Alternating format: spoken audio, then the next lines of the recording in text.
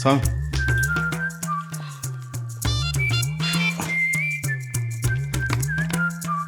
സ്വാമി ഞാൻ രാവിലെ ഉണർന്ന് ഇങ്ങോട്ട് വന്നപ്പോൾ ഈ സൈഡിലാറ്റി ഒരു ഓല ഇങ്ങനെ ചാരി വെച്ചിരിക്കുന്നു.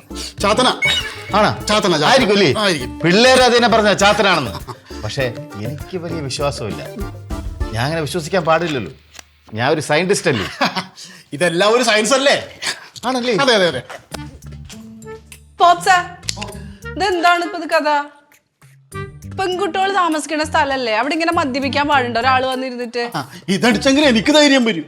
ഒന്ന് മാറിയേക്ക് വെച്ചേ. മിസ്റ്റർ പാപ്പൻ. പാപ്പനല്ല, പപ്പൻ. പാപ്പൻ, വാസ്തുപരമായി പറയുകയാണെങ്കിൽ ഈ കോണി ഇവിടെ ഇരിക്കാൻ പാടുള്ളതല്ല. നാളെ ഒരു JCB വിളിച്ച് ഇത് ഇടിച്ചു പൊളിച്ചാൽ കളഞ്ഞേക്ക്. സ്റ്റെയറില്ലാണ്ട് പിന്നെ ഞങ്ങൾ അതിന്റെ മുകളിലേക്ക് പോവാ. ഒരു കാര്യമായിട്ട് മേളിലേക്ക് തൂങ്ങിക്കയറണം. എടാ ഭൂതമേ, മാറിക്കടാ അവിടെ. സർവേശ്വരാ, ആരാണ് അയാള്?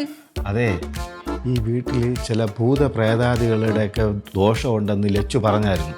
അതൊക്കെ ഒഴിപ്പിക്കാൻ വേണ്ടി വിളിച്ചോണ്ട് വന്ന സ്വാമിയാണത്. സ്വാമി. അയാള് വലിയ സ്വാമി എന്നല്ല, കുടിയനായുള്ള അയാള്. അയ്യോ, അങ്ങനെ പറഞ്ഞൂടാ. ത്രികാലജ്ഞാനിയാണ്, ത്രികാലജ്ഞാനി. തേങ്ങയാണ്. പോപ്സിന് വേറെ പണിയൊന്നും ഇല്ലേ? ഇതൊന്നും നിങ്ങൾക്ക് പറഞ്ഞാൽ മനസ്സിലാവില്ല. ഇതൊക്കെ ജീവിത അനുഭവങ്ങളുമാണ്. എന്നെ പോലെ അത്രയും നിങ്ങൾക്കില്ല. മാറിയതല്ലേ സ്വാമിയെ? കഷ്ടാണിത്. സ്വാമി